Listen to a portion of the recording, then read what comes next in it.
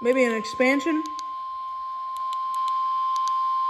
Severe Yep, thunderstorm called it. number 269 remains in effect until midnight Central Daylight Time Monday, and now includes the following county: Denton, Texas. Figures. Remember, a severe thunderstorm watch means the conditions are favorable for the development of severe weather, including large hail and damaging winds in and close to the watch I area. don't know if this is gonna be doubleheader. While severe weather may not be imminent, persons should remain alert for rapidly changing weather conditions and listen for later statements and possible warnings.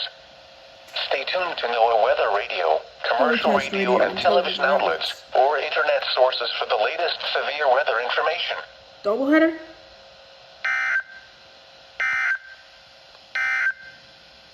Nope. Severe